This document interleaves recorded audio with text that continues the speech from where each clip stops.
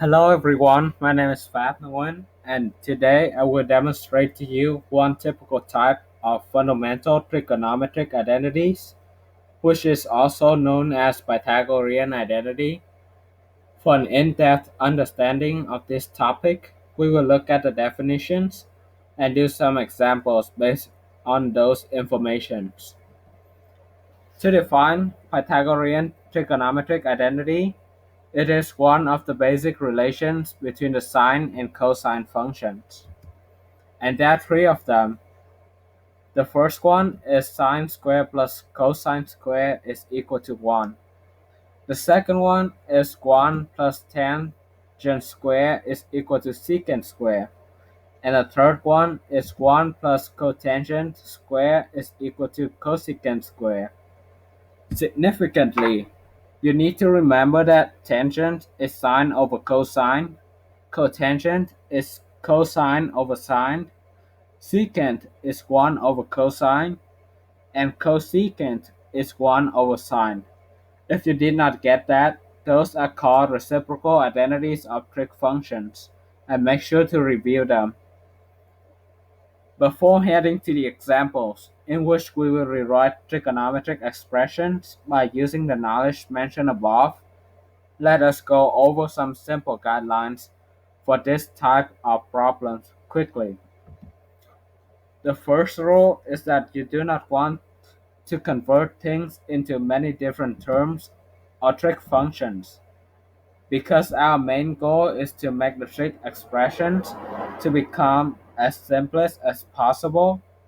And another rule is that you never want to leave your expressions in fraction form, because there is always a way for you to express it in terms of addition of trigonometric functions.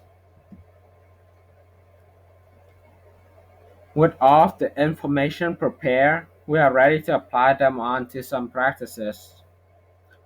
So let's look at example 1.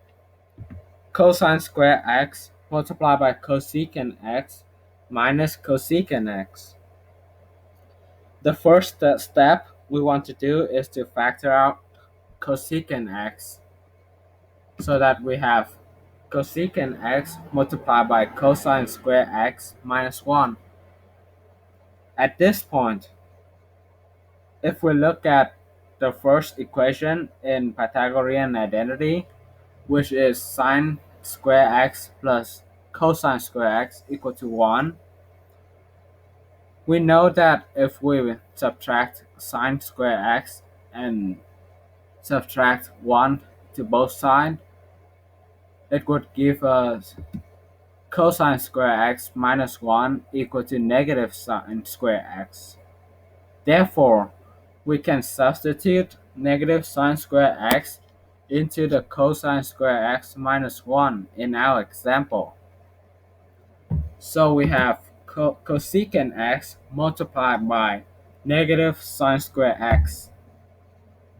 Next, we transform cosecant x into 1 over sine x multiplied by negative sine square x. And when we multiply these two together, the sine x cancel each other out, leave us with negative sine x on the top and 1 on the bottom as our last result.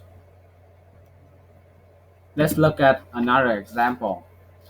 Cosecant x minus cosine x multiplied by cotangent x. First, we want to transform cosecant x and cotangent x into their fraction forms, which is 1 over sine x minus cosine x multiplied by cosine x over sine x. Next, when we multiply cosine x to cosine x over sine x, we have cosine square x over sine x. And since these two fractions have the same denominators, we can therefore subtract 1 and cosine square x together.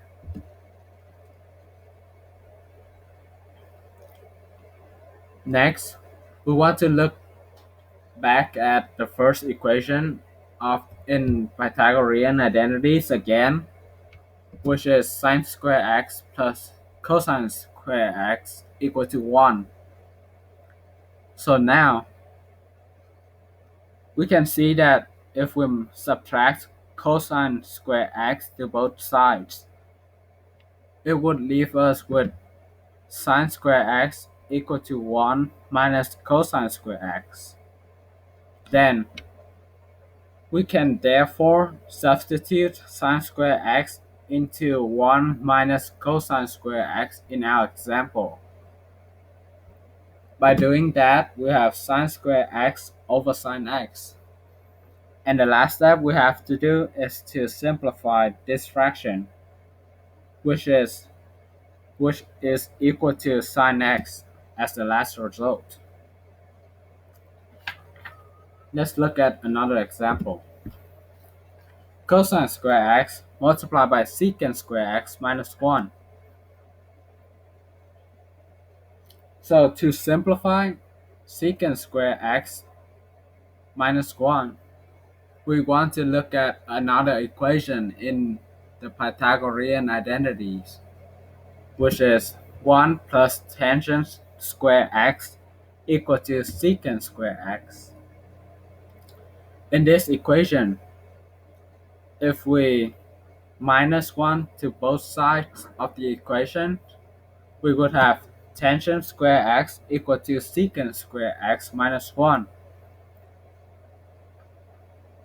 And thus, we can substitute tangent square x into the secant square x minus 1 in our example, which will lead us to cosine square x multiplied by tangent square x. Next, we want to transform tangent square x into its fraction form,